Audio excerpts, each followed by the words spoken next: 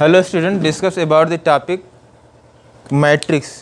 इसके पहले मैट्रिक्स के पहले हम 2 लेक्चर बना चुके हैं और आज मैट्रिक्स का 3rd लेक्चर है, ठीक है ना।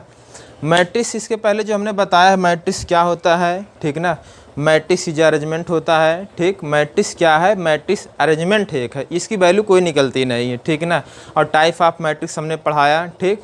आप इसके पहले कर चुके होंगे, एनसीईआरटी बेस्ड क्वेश्चन भी लगाए होंगे, नहीं लगाए तो आज हम करवा देंगे एनसीईआरटी बेस्ड क्वेश्चन। और आज हम पढ़ेंगे कुछ और मैट्रिक्स के हैं, सिंगुलर मैट्रिक्स और नॉन सिंगुलर मैट्रिक्स, ठीक है ना। मैट्रिक्स का 3rd लेक्चर आज हमने बनाया है और इसमें पढ़ने जा रहे हैं singular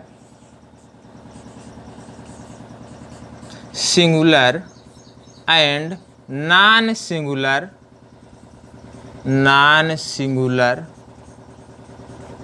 matrix,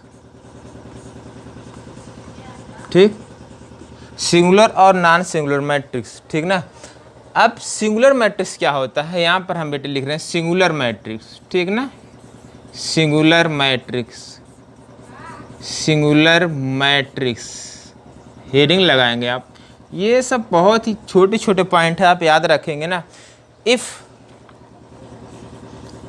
mod A equal to 0, if mod A equal to 0, then matrix is called singular matrix।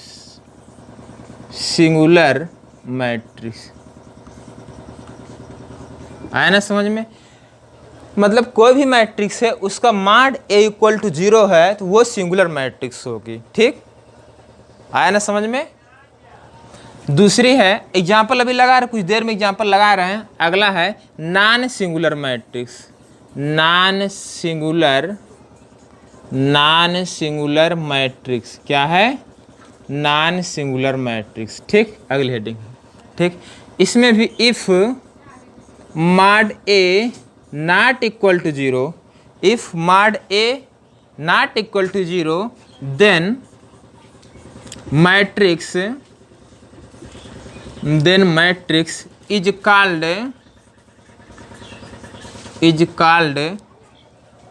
non singular matrix। Non singular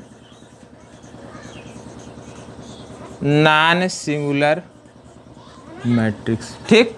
आया ना समझ में। एक बार फिर से समझाएंगे। सिंगुलर मैट्रिक्स क्या होता है, किसी भी मैट्रिक्स, कोई भी मैट्रिक्स है उसका मॉडुलस मतलब mod A equal to 0, then the matrix is called singular matrix हो जाएगा। उसका मॉडुलस लेने पर ये 0 आ रहा है तो उसे क्या बोलेंगे बेटे, सिंगुलर मैट्रिक्स बोलेंगे, ठीक। अगला नॉन सिंगुलर मैट्रिक्स, किसी भी मैट्रिक्स का मॉड लेने पर, है ना। मॉड लेना जानते भी नहीं जानते हैं, बताएंगे मॉड कैसे लिया जाता है। किसी भी मैट्रिक्स का मॉडुलस नॉट इक्वल टू 0 मतलब 0 नहीं है, उसे क्या बोलेंगे, then the matrix is called the non singular matrix. वो नॉन सिंगुलर मैट्रिक्स के अंतर्गत आती है, ठीक। ये पॉइंट नोट कर लीजिए, ठीक।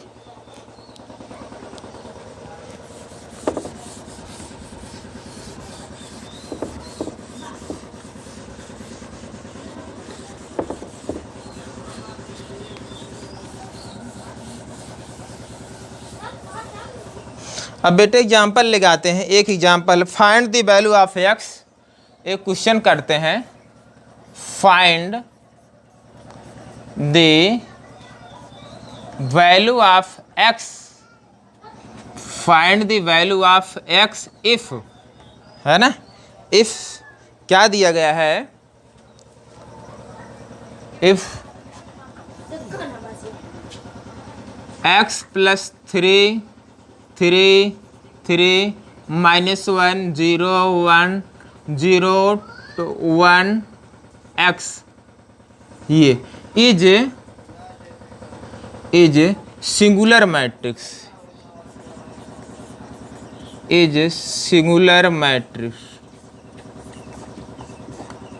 ये गिवन है, ठीक ना। Find the value of x, हमें x की वैल्यू निकालनी है और ये दे रखा है x प्लस 3, है ना, -1 0 3 0 1 3 1 x, ठीक। हमें यहाँ पर x की वैल्यू फाइंड करनी, क्या है, x की वैल्यू हमें फाइंड करनी, ठीक ना। चलिए, और ये दिया गया कि ये कैसी मैट्रिक्स है, यहाँ पर गिवन है, क्या गिवन है, सिंगुलर मैट्रिक्स। और हमने बताया कि जब ये सिंगुलर मैट्रिक्स होगा इसका मॉडुलस क्या हो जाएगा, जीरो हो जाएगा, है ना। ये सिंगुलर मैट्रिक्स है तो इसका मॉडुलस क्या हो जाएगा, जीरो हो जाएगा। तो इसका मॉडुलस कैसे निकालते हैं बेटा, तो लेट कर ले रहे हैं, लेट मान लीजिए आप a इक्वल टू जो नोन है हमें x प्लस 3 है, -1 है, 0 है, ठीक। ये 3 है, 0 है, 1 है, x है, ठीक। ये दिया गया। अब मॉड a की वैल्यू फाइंड करनी है। जो मॉड a की वैल्यू फाइंड करनी, इसको किस में करेंगे, डिटर्मिनेंट के साथ कर लेंगे, ठीक ना। तो मॉड a इक्वल टू क्या आ जाए, इसको खोल लीजिए, है ना, x प्लस 3 हो जाएगा, नहीं हो जाएगा। प्लस माइनस आप जानते हैं ना, प्लस माइनस प्लस, इसको बेटा प्लस के साथ खोलना है, इसको माइनस के साथ खोलना है, और इसको किसके साथ खोलना है बेटा, प्लस के साथ खोलना है। आ रहा ना समझ में। चलिए, इसको x प्लस 3 हो गया। अब ये छूट जाएगा, ये छूट, इसका गुणा इसमें करेंगे बेटा, कितना आ जाएगा, 0। फिर बीच में माइनस का चिन्ह लगाते हैं, 1 का गुणा 1 में करेंगे, 1 आएगा। फिर यहाँ माइनस होता है, फिर ये एक माइनस, पहले से माइनस क्या हो जाएगा, +1 हो जाएगा। ये इसका गुणा इसमें कितना हो जाएगा बेटा, 3x हो जाएगा, नहीं हो जाएगा, 3x। और इसका इसमें मल्टीप्लाई -3 प्लस ये वाला एलिमेंट क्या हो जाएगा, 0। और कुछ भी लिखेंगे 0 से मल्टीप्लाई करेंगे, ऑलरेडी क्या हो जाएगा, 0 हो जाएगा। तो mod a is equal to, ठीक, मॉड a इक्वल टू यहाँ से निकालिए, ये क्या हो जाएगा, x प्लस 3 हो जाएगा, ये बचेगा -1, ठीक, प्लस ये हो जाएगा 3x माइनस 3 हो जाएगा, प्लस 0। और यहाँ पर नोन है, जो गिवन पॉइंट है, कह रहा है सिंगुलर मैट्रिक्स। अगर सिंगुलर मैट्रिक्स है मॉड a की वैल्यू कितनी होती है, कितनी होती, मॉड a की वैल्यू 0 होती है। तो यहाँ 0 पुट कर, यहाँ 0 इज इक्वल टू हो जाएगा x प्लस 3, ठीक, माइनस यहाँ लगा दे, ये वाला माइनस, और ये बेटा कितना हो जाएगा, प्लस 3x माइनस 3 हो जाएगा, नहीं हो जाएगा। आ रहा ना समझ में, ठीक। अब इसको माइनस मल्टीप्लाई कर दीजिए, हो जाएगा -x minus 3 plus 3x minus 3 is equal to 0 हो जाएगा, नहीं हो जाएगा। ये इसमें से हो जाएगा 2x बेटा, और ये ऐड हो जाए, कितना हो जाएगा, -6 इक्वल टू 0। तो 2x इक्वल कितना आ जाएगा, 6 आ जाएगा। तो दैट इम्प्लाइड x की वैल्यू, ये टू डिवाइड के रूप में चला जाएगा, x इक्वल कितना आ जाएगा बेटा, 3 आ जाएगा। आया ना समझ में, x इक्वल टू 3। कहने का मतलब है, अगर दिया गया ये मैट्रिक्स नोन है और यहाँ पर ये सिंगुलर मैट्रिक्स दिया गया है, अगर सिंगुलर मैट्रिक्स, उस कंडीशन में x की वैल्यू जो फाइंड होगी, कितनी फाइंड होगी, 0। आया ना समझ में, कोई दिक्कत आ रहा ना समझ में, ठीक। Note down.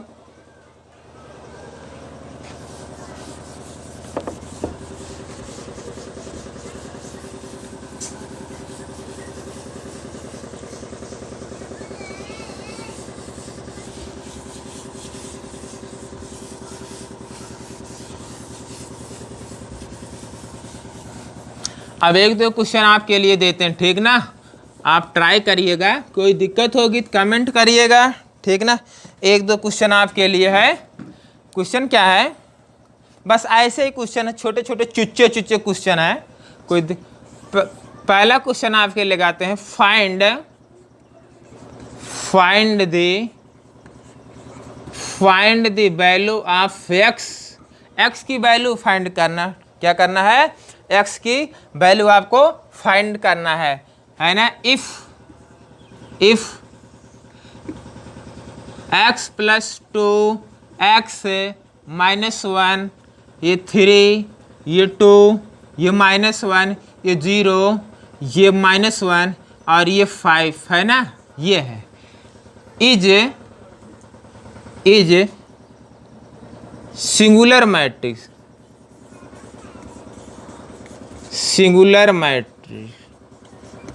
ये है पहला क्वेश्चन। दूसरा क्वेश्चन आपके लिए, क्वेश्चन नंबर 2 क्या है, find the value of x if जो मैट्रिक्स दी गई है 2x प्लस 1 -1 0 x 0 2 3 -1 और ये 5 है ना, is non singular matrix, non singular matrix, non singular matrix, ये चीज, ठीक ना। ये दो क्वेश्चन आपके लिए है और आई होप, मैं आशा करता हूँ कि आप इसको सॉल्व कर ले जाएंगे। कोई दिक्कत होगी तो कमेंट करिए। एक क्वेश्चन और लगा देते, छोटा सा एक क्वेश्चन और लगा देते हैं। क्वेश्चन नंबर 3 आपके लिए है, find the value of, find the value of small T. क्या है? Find the value of small T की वैल्यू फाइंड करनी है, जो गिवन है इफ क्या मैट्रिक्स है टी प्लस 2019। थोड़ा क्वेश्चन देखिएगा, है ना, -1 0 2 -1 5 3 0 कर दीजिए, 0 1 2 is singular matrix, is a singular matrix. ये है, ये 3 क्वेश्चन आपके लिए, नोट डाउन कर लीजिए। उसके बाद अगला क्वेश्चन बताते हैं।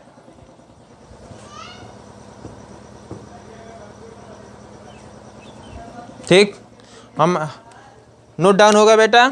ठीक, अगला क्वेश्चन लेते हैं, अगला टाइटल लेते हैं,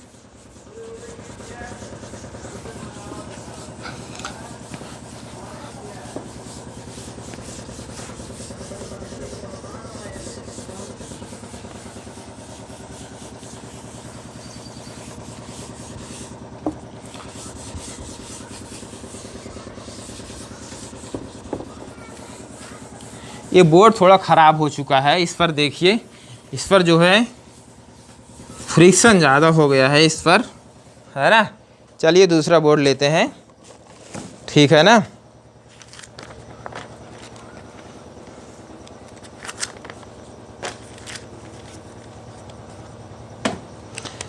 अगला टाइटल जो है हमारा, अगला टाइटल है इक्वलिटी ऑफ मैट्रिक्स है। Equality, equality of matrix, equality of matrix, ये अगला टाइटल है हमारा। क्या है? Equality of matrix. Equality of matrix कहने का मतलब है मैट्रिक्स की इक्वलिटी कैसे होती है, मैट्रिक्स इक्वल के फार्म में, एक दूसरे के इक्वल फार्म में कैसे होते हैं, ठीक है ना। तो लिखेंगे आप टू मैट्रिक्स, लिखेंगे टू मैट्रिक्स आर इक्वल, ध्यान देंगे इस बात को, टू मैट्रिक्स आर इक्वल, दो मैट्रिक्स एक दूसरे के इक्वल कब होंगे, then, two matrix are equal, then क्या करना है, then the order, then the order will be same. यदि उनके आर्डर जो है, यदि मैट्रिक्स के आर्डर सेम है, पहले मैट्रिक्स और दूसरी मैट्रिक्स दोनों को आर्डर सेम है, एक दूसरे के इक्वल कह सकते हैं। अगर उनका आर्डर डिफरेंट है, यहाँ पर हमने लिखा दिया है ना, two matrix are equal then the order will be same. यदि उस मैट्रिक्स के आर्डर सेम है, कहने का मतलब जो पहली मैट्रिक्स लिखी गई है उसका आर्डर और जो दूसरी मैट्रिक्स लिखेगी उसका आर्डर, दोनों को आर्डर सेम है, तो आप बोल सकते हो, तब एक दूसरे के आमने सामने आप बैठा सकते हो, ठीक है, तभी एक दूसरे के इक्वल होंगे, अन्यथा एक दूसरे के इक्वल नहीं होंगे। आया समझ में? एग्जाम्पल के तौर पर जैसे मैं बताऊं, इसको मैथमेटिकल भाषा में कैसे लिखेंगे, ये तो सर बताओ, ये तो हमें आता है, ये सब हमें आता है, अगर आर्डर सेम रहेगा आर्डर सेम रहेंगे बैठा लेंगे, बट एक दूसरे के इक्वल ये कब होंगे, है ना। इनका मैथमेटिकल इंडक्शन बताना है। मैथमेटिकल इंडक्शन क्या होता है ना, लेट, यहाँ मान ले A equal to A I J M cross N, ध्यान देंगे आप, इस बात को ध्यान देंगे student, A equal to A I J M cross N and B equal to B I J P cross Q, ये लिखा गया है, ये लिखा गया है। A equal to A I J M cross N, कहने का मतलब जो पहली मैट्रिक्स हमें गिवन है उसका आर्डर एम क्रॉस एन है, ऑर्डर क्या है, m क्रॉस n ऑर्डर है, यहाँ लिखा गया है। और इसके पहले वाले वीडियो हमने ऑर्डर बताया है कि बेटा ये रो रिप्रेजेंट करते हैं और ये कॉलम को रिप्रेजेंट करते हैं, ठीक ना। और ये जो सेकंड वाली मैट्रिक्स B इक्वल टू दे रखा है Bij, और यहाँ P, इसका ऑर्डर क्या है, P क्रॉस Q है। क्या बेटा, P क्रॉस Q है, समझो इस बात को, P क्रॉस Q है। और ये दूसरे, ये A B, जो A और B है एक दूसरे के इक्वल तभी होंगे, है ना। देन मैं यहाँ लिख रहा हूँ अच्छे से, है ना, मैं लिख रहा हूँ A और B एक दूसरे के, A इक्वल टू B एक दूसरे के इक्वल तब होंगे, कब होंगे, जब, ध्यान देंगे, when, जब M बराबर P के, M ये रो है और यहाँ पर जो पहली मैट्रिक्स लिखी गई है ये रो को रिप्रेजेंट कर रहा है और जो सेकेंड लिखे ये रो को रिप्रेजेंट कर रहा है। दोनों एक दूसरे के इक्वल होने चाहिए। तो M equal to N and N equal to Q बेटा। अगर ये दूसरा है इक्वल, इनका ऑर्डर सेम है, इनका ऑर्डर क्या है, सेम है, तो हम बोल देंगे मैट्रिक्स एक दूसरे के आमने सामने बैठा सकते हैं, उसमें इक्वलिटी दिखा सकते हैं। आया, आई होप, मैं आशा करता हूँ आपको समझ में आया होगा, ठीक है ना। एग्जाम्पल लेते हैं, जैसे अगर ऐसे नहीं समझ में आए तो ऐसे मैं समझाता हूँ, ठीक है ना। ऐसे नहीं समझ में आए तो मैं दूसरे तरह से समझाता हूँ। जैसे एग्जाम्पल के तौर पर बेटा एक मैट्रिक्स लिखी गई AB, क्या लिखी गई है, ABCD, ऐसी ये कोई मैट्रिक्स है। अब आप इसको ऑर्डर बताओ। ऑर्डर इसके पहले मैंने बताया बेटा ऑर्डर कैसे निकाला जाता है, ठीक है ना। ऑर्डर कैसे निकाला जाता है, रो, नंबर ऑफ रो और नंबर ऑफ कॉलम दोनों को क्या होता है, जैसे यहाँ लिखा गया M cross N, number of row and number of column को रिप्रेजेंट कर रहा है। तो रो 1 2, ये मैट्रिक्स 2 क्रॉस 2 की है, इक्वल दिखा सकते हो, जैसे 1 2, यहाँ 4 और यहाँ 5 लिखा गया बेटा। ये एक दूसरे के इक्वल होंगे तब, क्योंकि ये भी 2 क्रॉस 2 है और ये भी 2 क्रॉस 2। आ रहा ना समझ में कि नहीं आ रहा है, यहाँ 2 क्रॉस 2 और यहाँ पर भी 2 क्रॉस 2 लिखा गया है। इनका ऑर्डर सेम, देखो ये 2 और ये 2, ये 2 रो को रिप्रेजेंट कर रहा है, रो, और ये 2 किसको रिप्रेजेंट कर रहा है, कॉलम को रिप्रेजेंट कर रहा है, किसको, कॉलम को रिप्रेजेंट कर रहा है। तो आप बोल सकते हो कि जो मैट्रिक्स है number of row is equal to number of column, then the two matrix will be known as equality of matrix. आया ना समझ में, कहने का मतलब दो मैट्रिक्स एक दूसरे के इक्वल तभी हो सकते हैं जब उनका ऑर्डर कैसा हो, सेम हो। Row, number of row is equal to number of column is equal to number of column. आया ना समझ में। अब यहाँ इक्वलिटी के रूप में दिखा सकते हो, A की वैल्यू 1 और B की वैल्यू 2, C की वैल्यू 4 और D की वैल्यू कितना दिखा सकते हो, 5। आया ना समझ। ये छोटे छोटे चुच्चे क्वेश्चन है ना, एनसीईआरटी बेस पे। एनसीईआरटी में तो ऐसे सवाल है कि आप अगर बेस केवल समझ लो, जो मैं थ्योरी बता रहा हूँ बेटा, बस इस पर ध्यान दो, फोकस करो। ये एनसीईआरटी तो फूंक दोगे सारा साफ हो जाएगा, इसके बराबर है, आप समझ लो। बस केवल आपको थोड़ा सा ध्यान देना है, ठीक। अब आई होप, मैं आशा करता हूँ आपको ये समझ में आया। कोई दिक्कत होगी तो आप कमेंट करेंगे, ठीक है ना।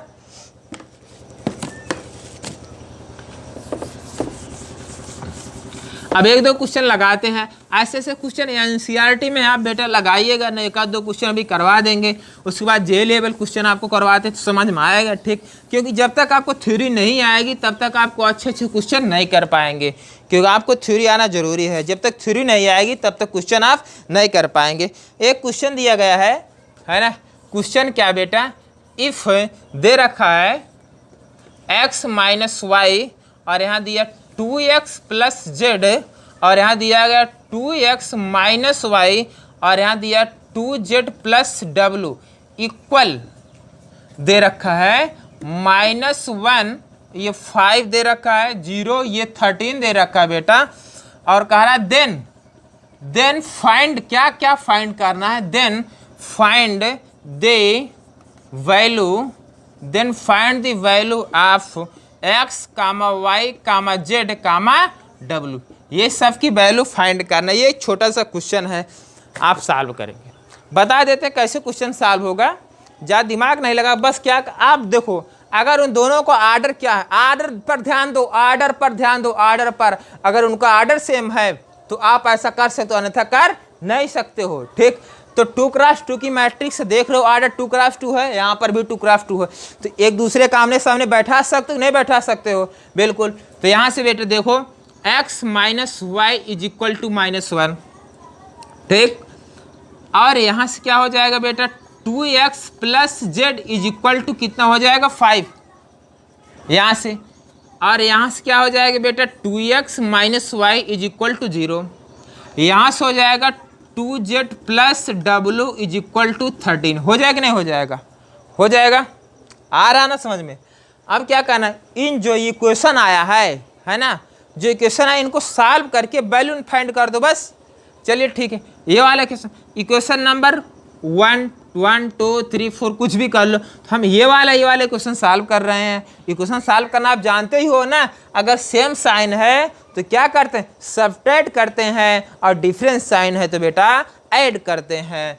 तो इसमें क्या करना है, सब्ट्रैक्ट कर दे रहे हैं, ठीक है ना, इन दोनों को सब्ट्रैक्ट। और आप जानते हो सब्ट्रैक्ट करने पर साइन क्या होता है, चेंज हो जाता है। यहाँ प्लस है तो माइनस, माइनस है तो प्लस, यहाँ प्लस है तो माइनस। अब आप सॉल्व करो, सॉल्व करोगे, यहाँ प्लस है यहाँ माइनस है तो बेटा -6 आ जाएगा, ये कैंसिल हो जाएगा, यहाँ से -1 आ जाएगा, माइनस से माइनस कैंसिल हो जाएगा, x इक्वल कितना आ जाएगा बेटा 1 आ जाएगा। कितना आ जाएगा 1 आ जाएगा।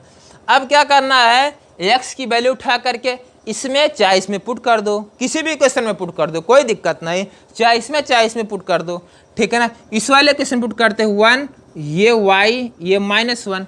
अब बताओ ये 1 उधर जाए क्या हो जाएगा, -1 हो जाएगा, तो हो जाएगा -y is equal to minus ये -1, -y इक्वल टू कितना हो जाएगा -2, है ना। और इससे ये कैंसिल तो y इक्वल टू कितना आ जाएगा बेटा 2 आ जाएगा। आ जाएगा कि नहीं आ जाएगा, y इक्वल टू 2 आ जाएगा, ठीक। अब क्या करना बेटा, x की वैल्यू यहाँ चिपकाओ, x की वैल्यू यहाँ पर चिपकाओ। चलो 2 into 1 plus z is equal to कितना दे रखा है 5 दे रखा है बेटा। आ रहा ना समझ में कि नहीं आ रहा है? ये तो मैं चुच्चे क्वेश्चन लगा रहा हूँ अभी, ठीक ना। ये हो जाएगा 2 plus z is equal to 5 हो जाएगा। तो बेटा जेड इक्वल कितना हो जाएगा 5 माइनस 2, तो जेड इक्वल कितना आ जाएगा 3 आ जाएगा। कितना आ जाएगा 3 आ जाएगा। यहाँ से जेड की वैल्यू फाइंड हो गई। अब क्या करना है, जेड की वैल्यू उठाकर यहाँ पर पुट कर दो इक्वेशन नंबर 4 में। किसमें 4 में? अरे जेड की वैल्यू यहाँ पर पुट करोगे तभी तो डब्ल्यू की वैल्यू निकलेगी। हाँ, ये वैल्यू यहाँ डालो, हो जाएगा 2 इंटू 3 प्लस डब्ल्यू इक्वल टू कितना हो जाएगा 13 हो जाएगा। इसमें मल्टीप्लाई करेंगे कितना आ जाएगा 6 आ जाएगा, प्लस डब्ल्यू इक्वल टू कितना हो जाएगा 13 हो जाएगा। तो यहाँ से डब्ल्यू इक्वल हो जाएगा 13 माइनस 6, डब्ल्यू इक्वल टू कितना हो जाएगा। अरे अब तो ये आप सब्ट्रैक्ट कर लो कि नहीं कर पाते हो, अब ये भी बताना पड़े, बेकार है। कितना आ जाएगा 7 आ जाएगा। हो जाएगा कि नहीं हो जाएगा? देखिए x की वैल्यू, y की वैल्यू, z की वैल्यू और w की सारी वैल्यू निकल गई। आया समझ कि नहीं आया? कोई दिक्कत होगी तो कमेंट करिएगा, ठीक।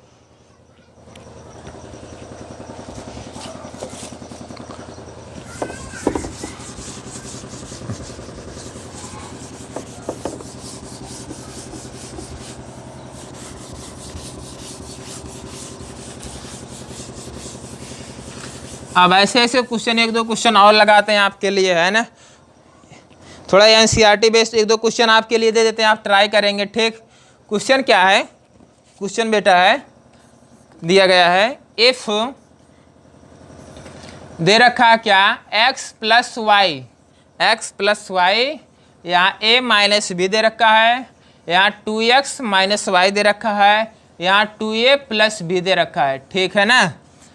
इक्वल टू यहाँ बेटा दे रखा है 2, 5 और यहाँ 1, 1 दे रखा है, ठीक ना। यहाँ पर जो आपको फाइंड करना है, then find the value of x, y, a, b, इन सब की वैल्यू आपको फाइंड करना है। आया ना समझ में? ठीक, आ गया होगा। अब 1-2 क्वेश्चन है इस बेस पर, ठीक ना, ये एनसीईआरटी बेस पर क्वेश्चन है, उनको भी सॉल्व करा देते हैं, ठीक। एनसीईआरटी बेस पर क्वेश्चन है, उनको भी आया ना समझ में? इसको नोट डाउन कर लीजिए, कोई दिक्कत हो कमेंट करिएगा, ठीक।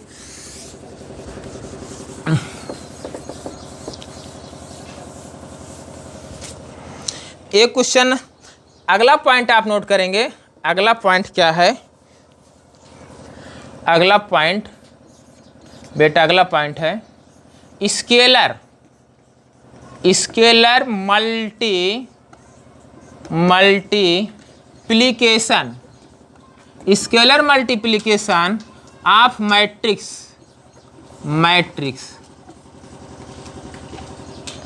हेडिंग लगाएंगे आप, स्केलर मल्टीप्लिकेशन ऑफ मैट्रिक्स, ये हेडिंग लगाएंगे, ठीक ना। लिखेंगे आप इफ स्केलर आर कांस्टेंट, लिखें आप इफ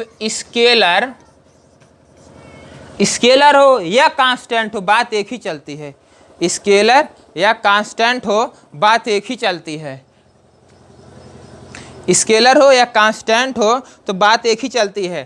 तो ब्रैकेट में लिख देंगे कांस्टेंट। क्या हो बेटा? कांस्टेंट हो। Is multiply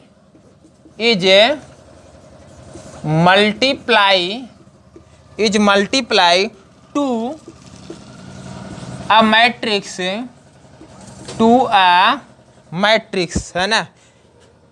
it is multiplied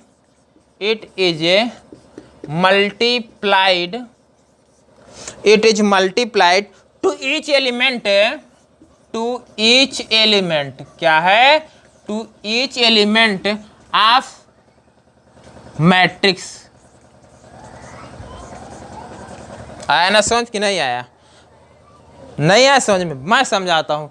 if scalar हो, चाहे स्केलर हो या कांस्टेंट हो, बात एक ही चलती है।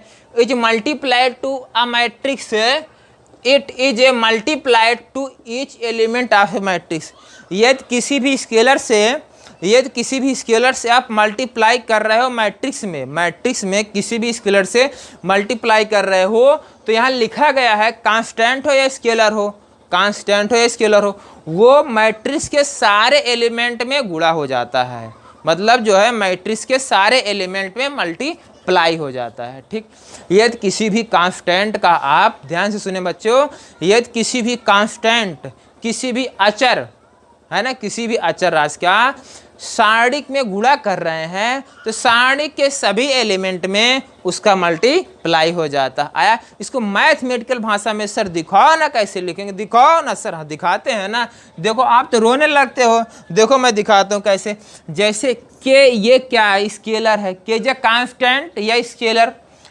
अब ये दिया गया AIJ कोई मैट्रिक्स है और ये M क्रॉस N, इसका आर्डर है M क्रॉस N आर्डर है, तो इसमें मल्टीप्लाई हो जाएगा, है ना, KAIJ M क्रॉस N। आया कि समझ में कि नहीं है? सर ये वाला समझ में नहीं आता हमें, है ना। आपको तो ये कोष्टक वाला समझ में आता है। कोष्टक बना के बताओ, सारणिक बना के बताओ।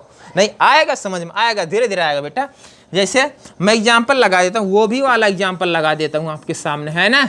जैसे दिया गया बेटा A इक्वल टू किसी ने दे दिया, कोई बच्चा दे दिया, कोई चुच्चा आदमी दे दिया, दियागा 2 4 -1 0 दे रखा, इतना। चलो 3 ले लेते हैं अभी। आया ना समझ में? और कह क्या रहा है? देन कह रहा है देन फाइंड 2A। क्या निकालना? 2A। आपको 2A। अब देखो जो मैट्रिक्स थी वहाँ 1 दी गई थी और उसमें किसने से मल्टीप्लाई कर दिया? 2 से मल्टीप्लाई कर दिया, 2 से मल्टीप्लाई किया। अब हमने बताया कि ईच एलिमेंट में, मैट्रिक्स के सारे एलिमेंट में क्या हो जाएगा? गुणा हो जाएगा। मतलब मैट्रिक्स जो अवयव के सभी अवयव में 2 का गुणा कर दो, है ना। जब आप 2A निकालोगे, यहाँ बेटा लिखो 2 और यहाँ लिखो 2, यहाँ 4, यहाँ -1, यहाँ 3। आया ना समझ में कि नहीं आया? अब 2 का मल्टीप्लाई इसके सारे एलिमेंट में हो जाएगा। तो यहाँ से बेटा कितना हो जाएगा? 2 2 जा 4, 2 4 जा 8, 2 1 जा 2, 2 3 जा 6। ये आंसर आया ना समझ में कि नहीं आया? चलिए ठीक, नोट डाउन कर लीजिए। अभी अगला एग्जाम्पल लेते हैं।